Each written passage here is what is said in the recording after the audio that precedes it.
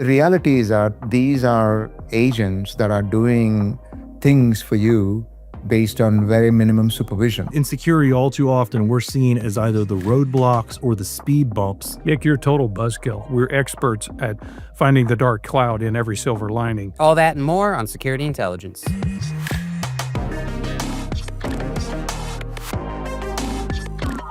Hello and welcome to Security Intelligence, IBM's weekly cybersecurity podcast, where our expert panelists turn the biggest industry news stories into practical takeaways you can use. I'm your host, Matt Kosinski, and not a single one of my Moltbook posts has gone viral. Zero. The bots do not like me, folks. Joining me today, Sridhar Muppidi, IBM Fellow, CTO, IBM Security, Nick Bradley of X-Force Incident Command and the Not the Situation Room podcast, and Jeff Crume, Distinguished Engineer, Master Inventor, AI, and Data Security, and he's playing through the pain today, folks. And here's what we're going to be talking about.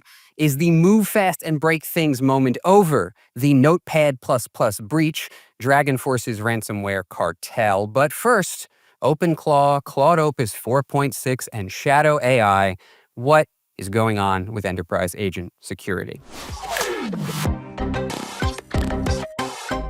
AI agent security in the enterprise seems to be at kind of an inflection point right now. Last week was a very busy week.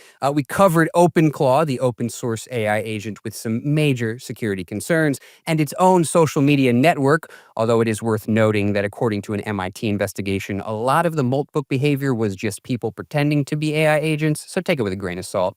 But last week also saw the release of Claude Opus 4.6, notable particularly for the introduction of agent teams. These are swarms of multiple Claude agents that can divide and conquer big engineering or analysis tasks.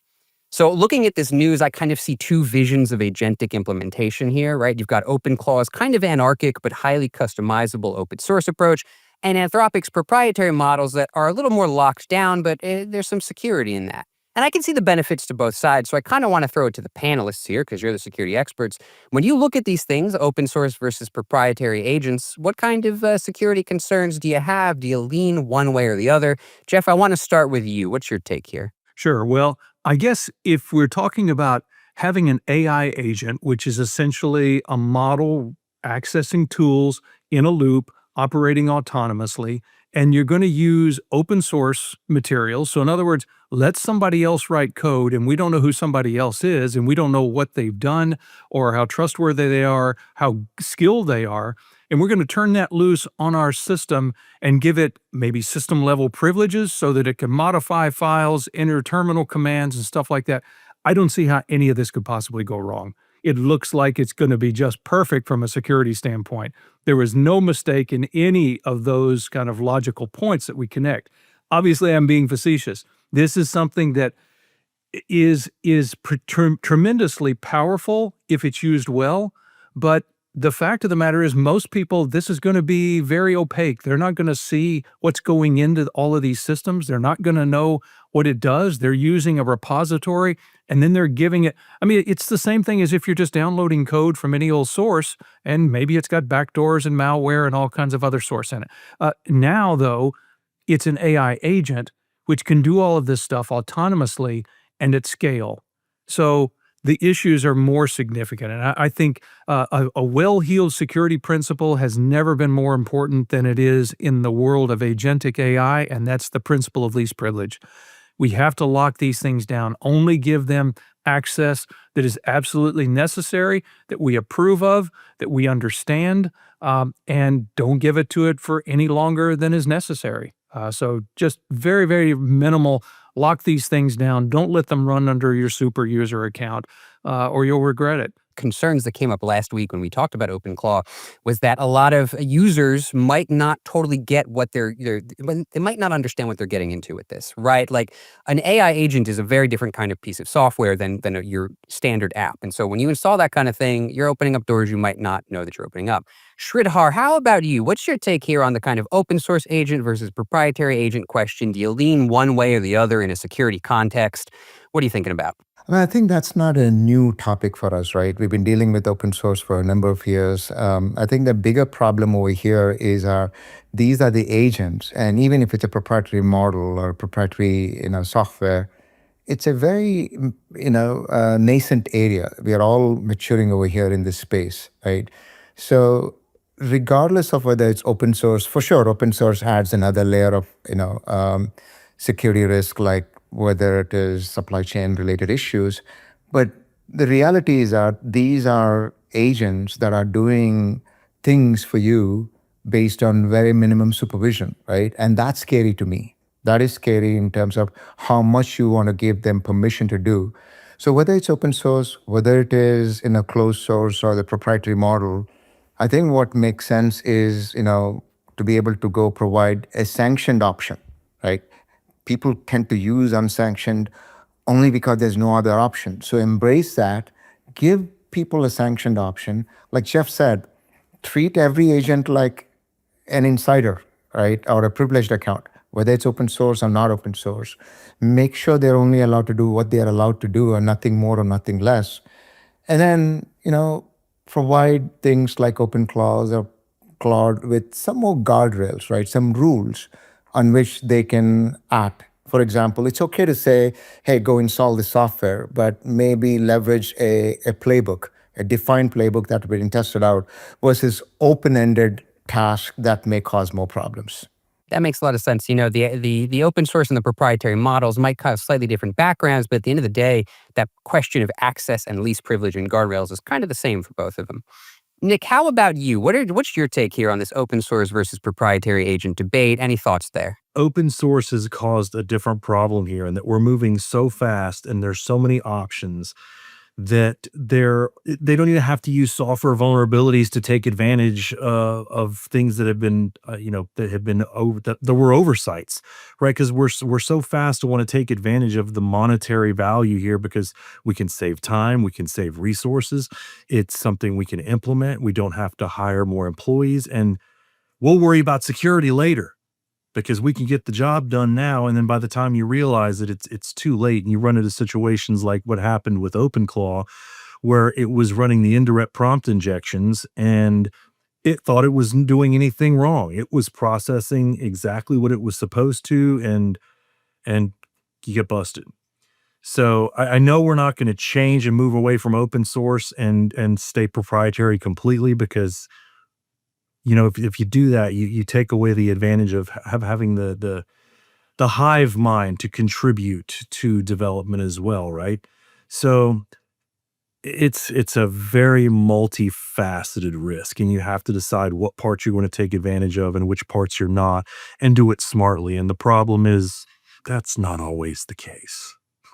Yeah, and I think what Nick is talking about, people are going to do this, whether we want them to or not. And Sridhar made a reference to this as well. We can, and I'm a big proponent of this idea, don't say no, say how. So if we just tell people don't do it, and we don't give them, as Sridhar said, a sanctioned option, an approved version, then they're just going to go do it in the bad way. So it's a whole lot better to say, don't say, no, we're not doing agents, they're too risky. Say, we're not doing agents in the wide open universe, just find any agent you want and turn it loose on our system. Here are a set of agents that we have tested out that we think are useful and we think are not going to, blow us up in the process. So use these. Say how. Don't just tell people don't do it.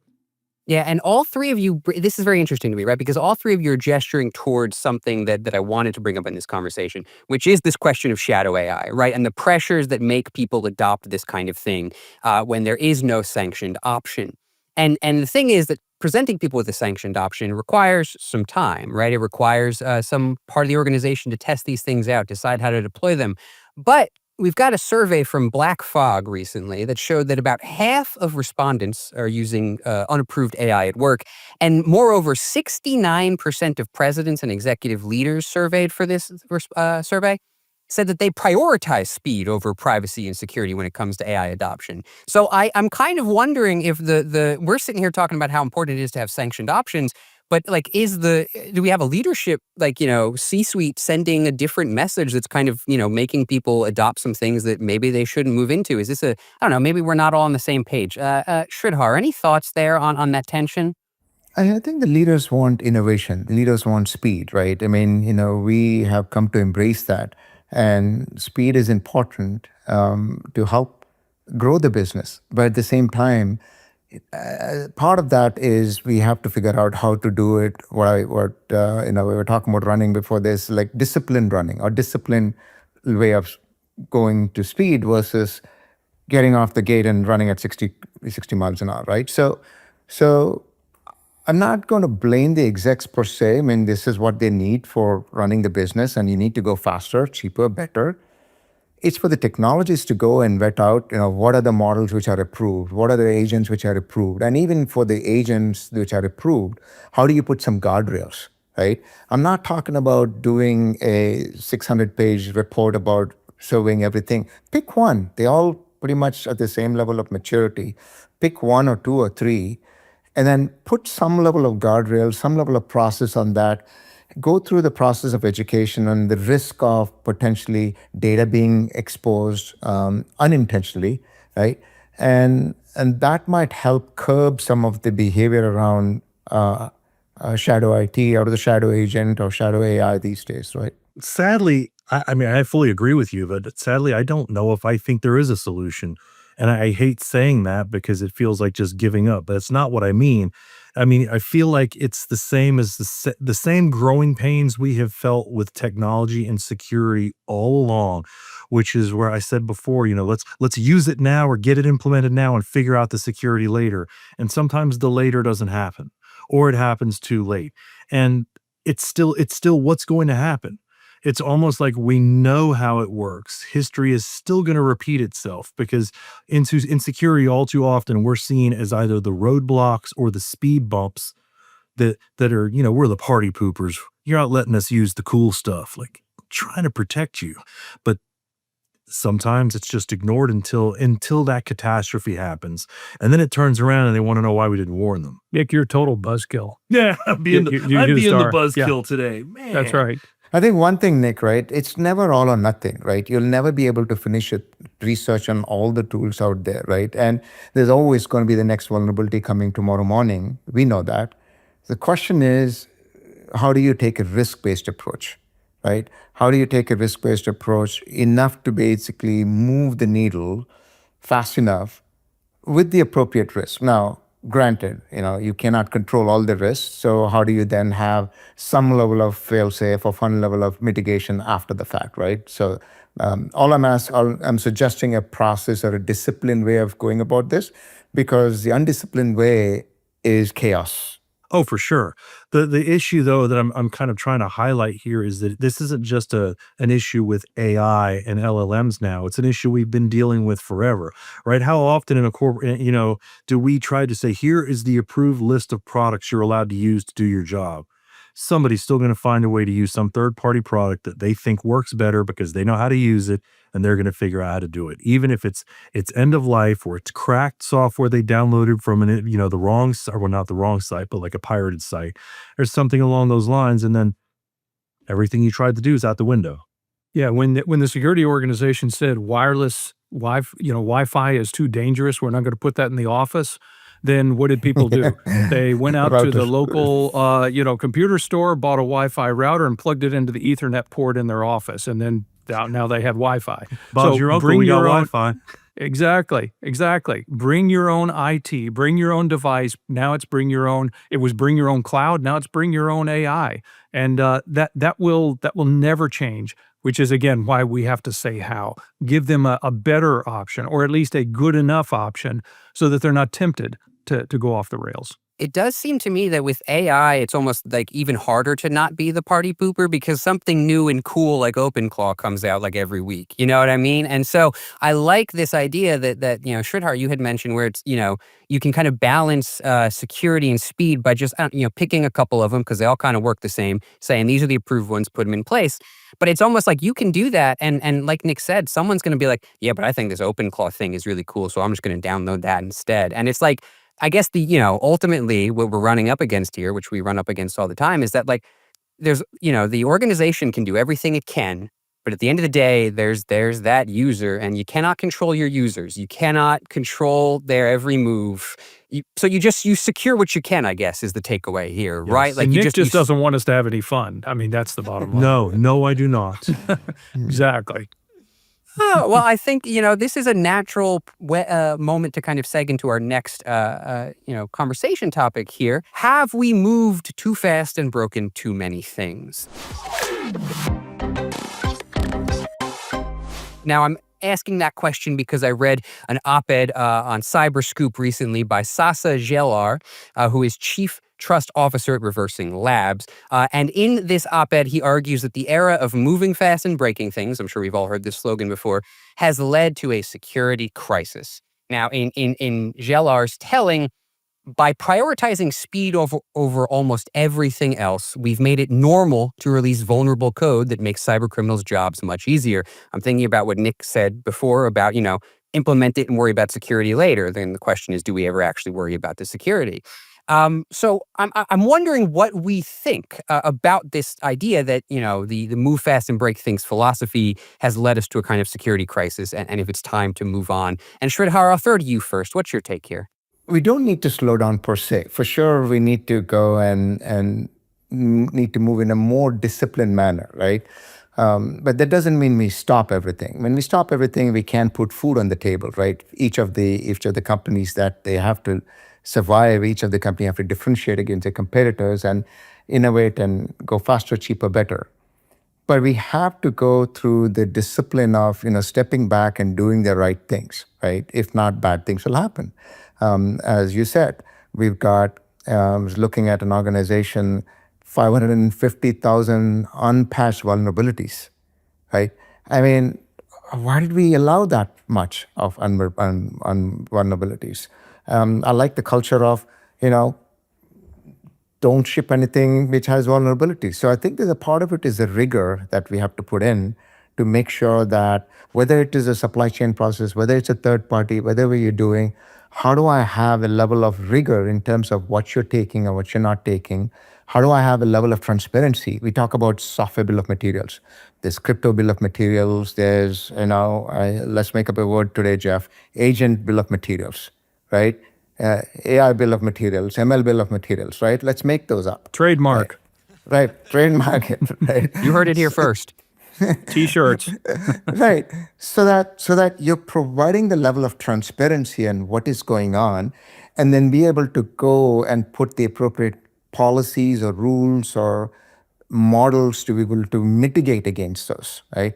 So that's my high-level approach over here, which is, yes, don't slow down, go in a controlled manner, and do it with some level of rigor, both in people, process, and technology. Right?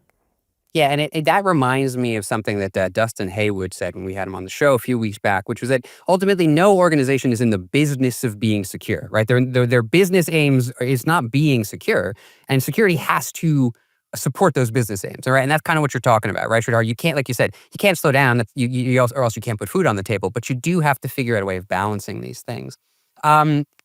Jeff, I want to throw to you next. What's your take here on this idea that move fast and break things? The moment's over. It's led to a crisis. We got to try something else. What's your take here?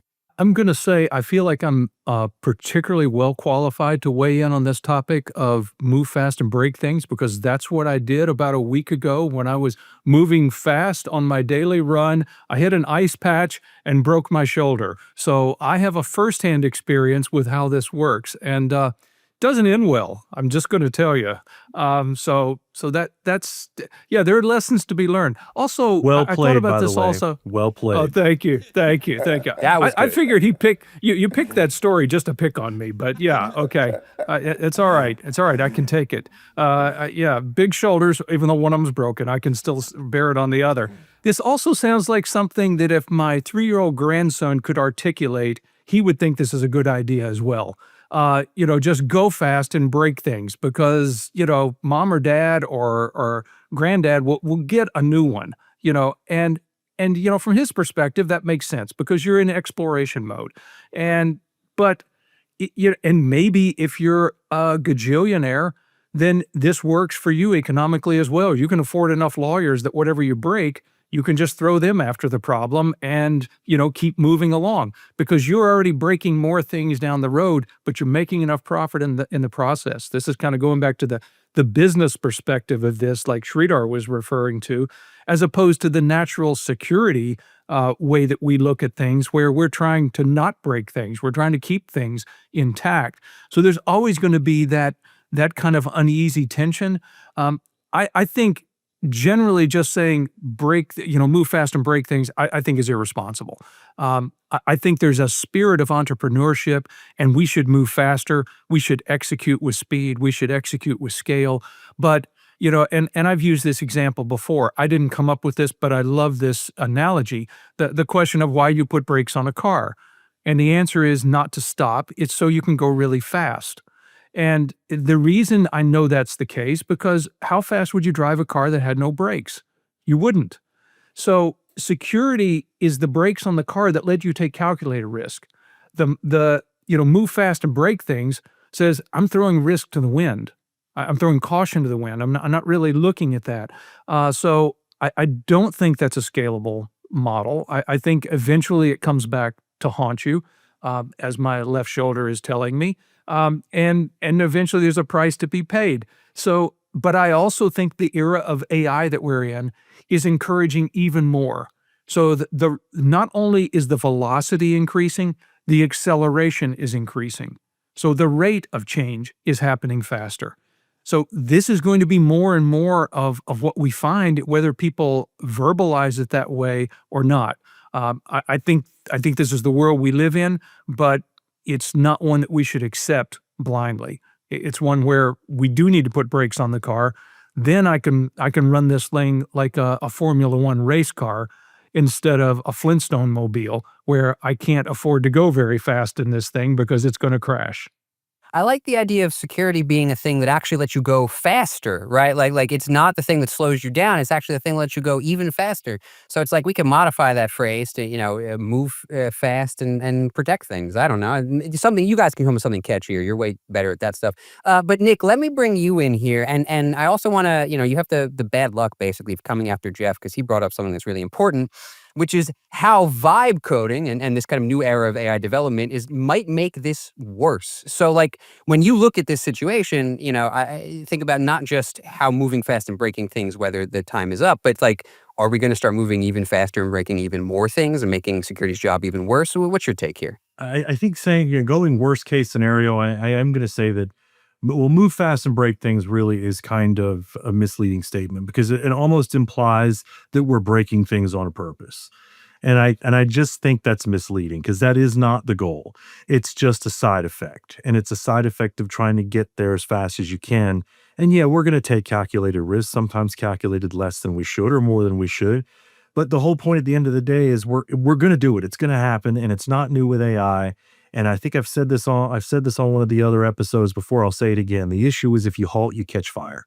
No, that makes a lot of sense, right? And so I like that you point out, right, that the breaking things is not the point, right? Like it's not like we're saying, hey, you gotta break things. It's just kind of a side effect, right? And so again, keeps coming back to this theme we're developing here, and I like when we do this, where it's like you gotta balance that security and that business perspective. But the question is how?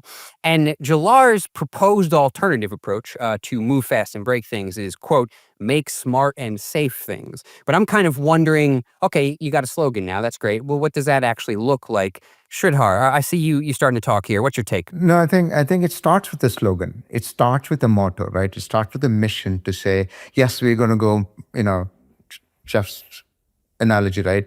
The velocity is fine, but wreckage is not fine, right? Or your point about move faster but build safely. I think the mission is important to start with.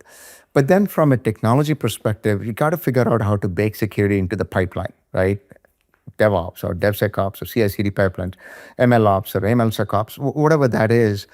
There's so many tools right there in terms of scanning the code, or not, with static scanning, dynamic scanning, red teaming.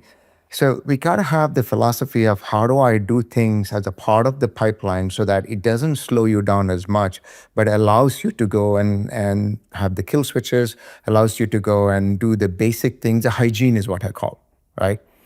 Then comes the question of the transparency that I was talking about, right? Because it's not just four of us sitting in a room and writing code that we can peer over each other's shoulders. It's open source, open tooling, SaaS vendors. There's a number of different things that make up a software, that make up a solution. So how do you provide that transparency from the different vendors, right? We started coining names before with like very similar to software bill of materials to crypto bill of materials.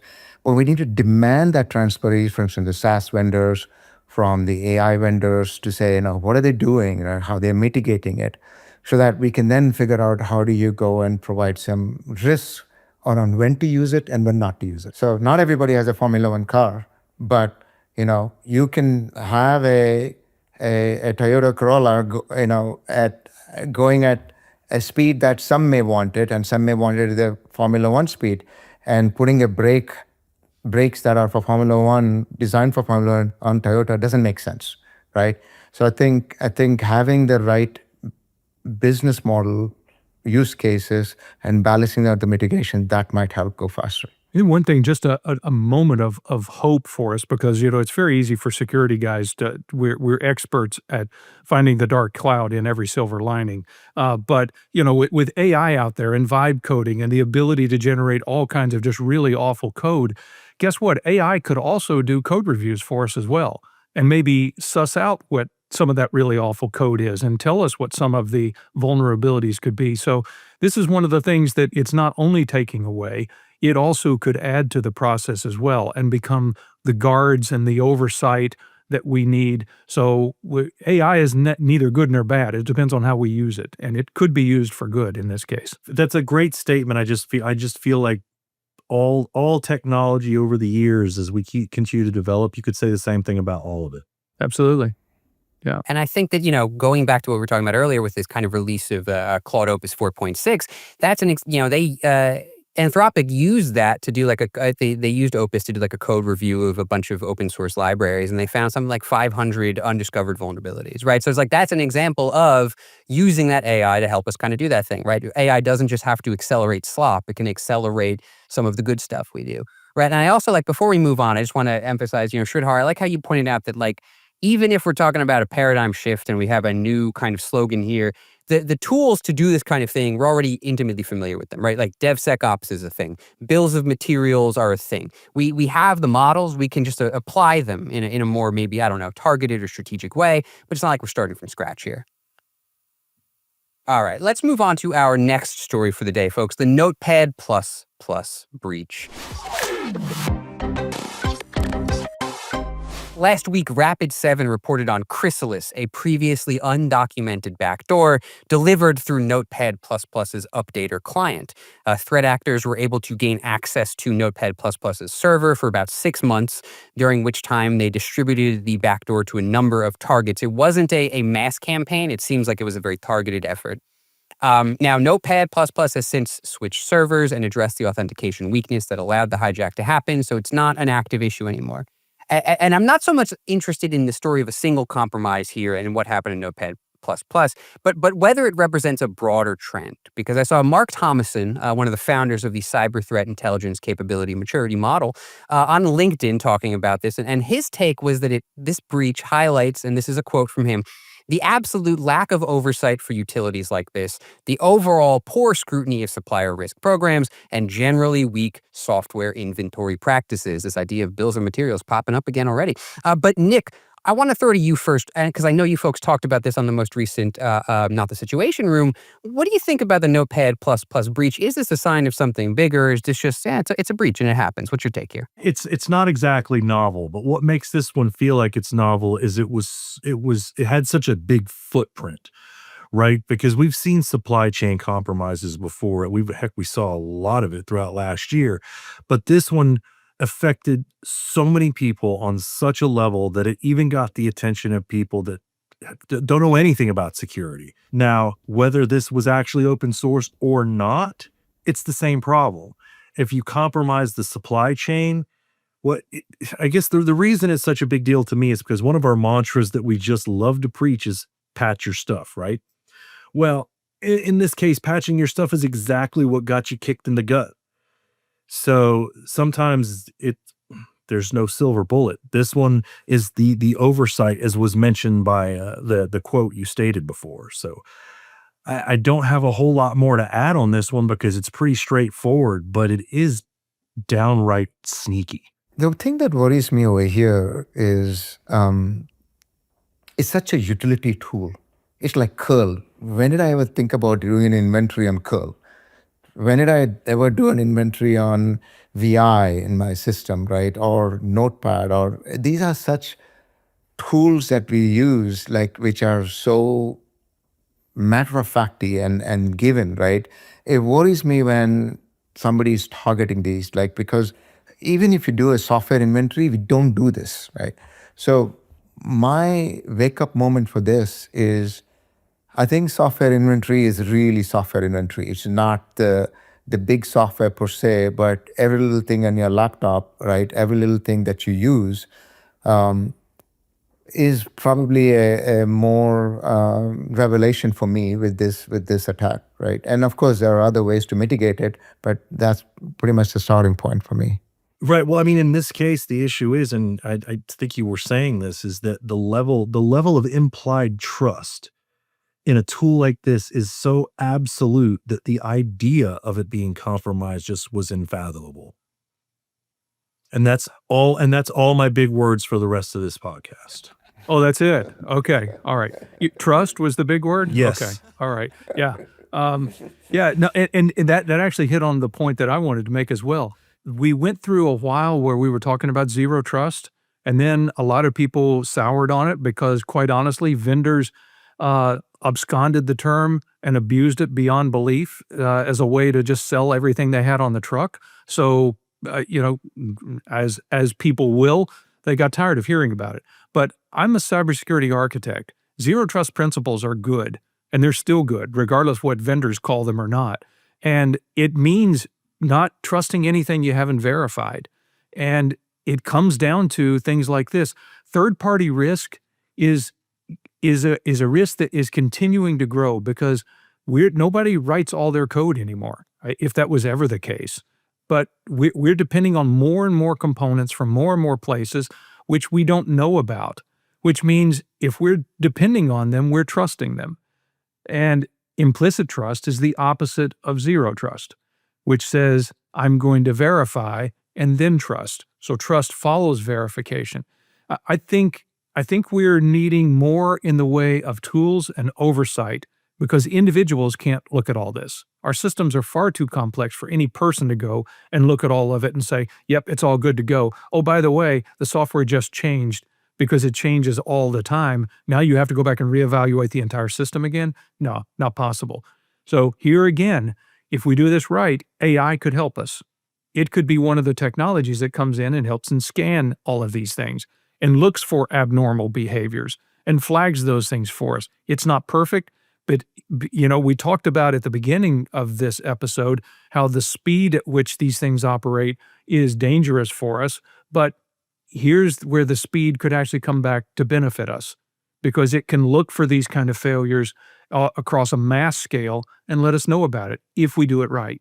Yeah, I like that you point out, there's three things actually that I want to emphasize there, Jeff. The first is that souring on zero trust. Because I feel like I've watched that happen. I feel like when I sort of started in security, covering this world a few years back, it was everywhere. Everybody's talking about zero trust all the time.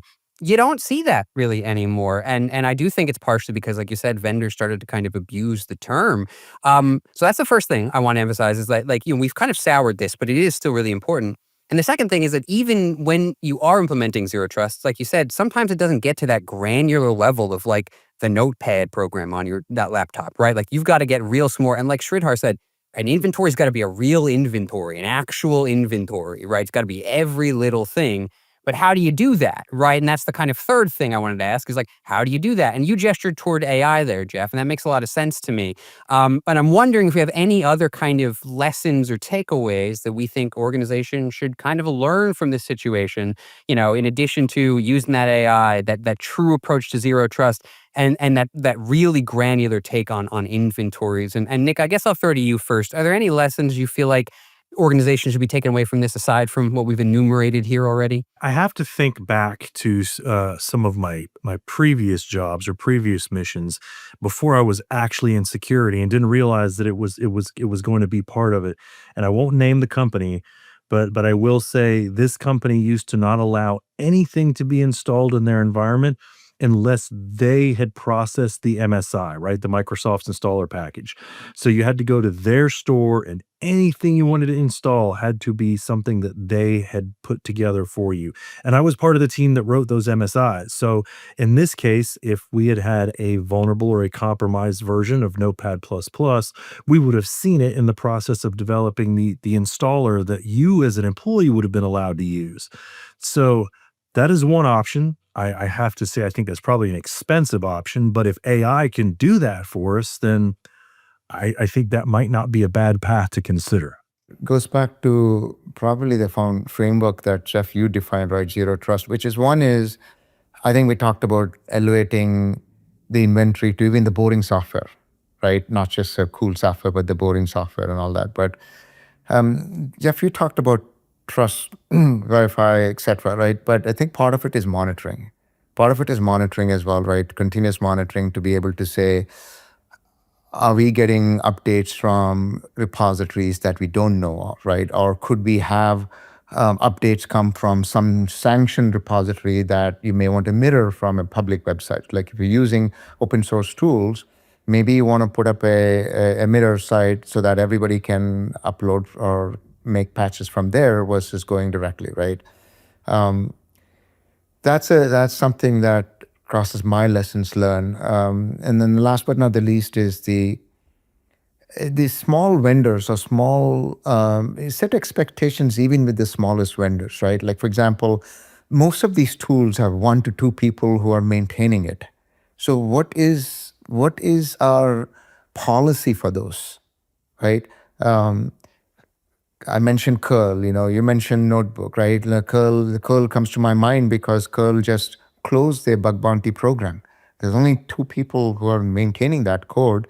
And AI, as good as it is, it's opening up a lot of vulnerabilities that they just can't keep up the volume. So what's the process in an organization that uses curl all the time, right? So I think that expectations and policies will help go a long way as well.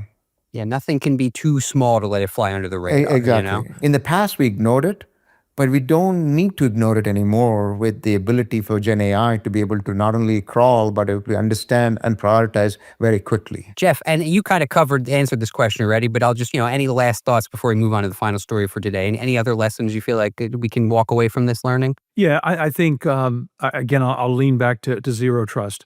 To me, the thing that changes with zero trust is the assumption of breach. You assume the bad guy's already in your system, and that's not what we normally do. We normally assume, okay, my system is clean, now I'm trying to keep the bad guy out.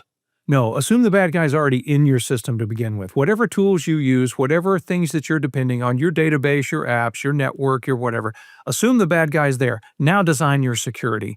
That's the real sea change that zero trust brought that I think got missed along the way because, again, the term got stretched and abused so much.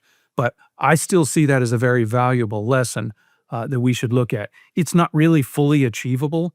I remember I talked to a CISO once of an organization. I asked, where are you on your zero trust? He said, yeah, we've done that. And I just nearly bit my tongue off. It's like, okay, then you don't understand what this is. I didn't say that to him, but that's just like saying security. Yeah, we did that. We're done with it. The old thing about, if you're satisfied with your security, so are the bad guys. So this is continuous, like Sridhar said, continuous monitoring is going to be what's necessary. That's why we'll always have a show, because you can't ever be satisfied with security. Let's move on to our fourth and final story for the day. DragonForce aims to be the next big ransomware cartel. Managed security services provider Level Blue published a comprehensive report on the DragonForce ransomware gang last week. The overarching theme is they're trying to become the next big players in the field. Some of the highlights from their recent activity reported by Level Blue include a move to online registration, right? So there's no more extensive background checks for affiliates. You can sign up through a portal like you would on, like, I don't know, a Facebook account or something. Allowing affiliates to create their own brands under the DragonForce aegis, test runs to help affiliates practice launching attacks, and file analysis support, where folks from DragonForce will help you find the juicy stuff in the data you stole, help you figure out how to communicate with your victims, to write call scripts even for you so that you can deliver your ransom demands. DragonForce also engaged in some attacks on competitors. I'm thinking of them defacing BlackLock's leak site recently, and they also called for collaboration, forming a coalition with Keylin and Lockbit to coordinate their activities. Basically, one big monopoly, right? So a lot of movement here from DragonForce, but I'm wondering if there's anything new or concerning, or there's anything that catches your eye here. And Nick, I'll throw to you first. You look at this activity from not ransomware, DragonForce. Does it change anything in the ransomware landscape, or is this same old, same old? What's your take? And only for a small percentage of your haul will they help you with your entire nefarious mission. and It's great customer service, I mean, So they'll drive the getaway cars. There you go. Whatever you got to do, right? Just to be a part of the team. And I think that's kind of it right there, is diversifying and making the tools available to whoever wants to pay to use them. And it's just they're the next big thing. If they even become the next big thing, and if it's not them, it will be another to take their place, because if something happens to them, it will open a power vacuum for another group to step in, or the same group to step in and change their name and pretend they're someone else. Just like we've seen with shiny happy hunters, or shiny lapsus hunters, whatever we want to call them these days. How many times have they gone away and come back? So the threat is real. It is definitely worth keeping an eye on and watching what they're doing. I'm a little concerned with them wanting to go back to old school and doing the data encryption and data theft at the same time, since most ransomware gangs now are just doing data theft and not worrying about encryption. So either they know something we don't, or I think they're just not paying attention to the room.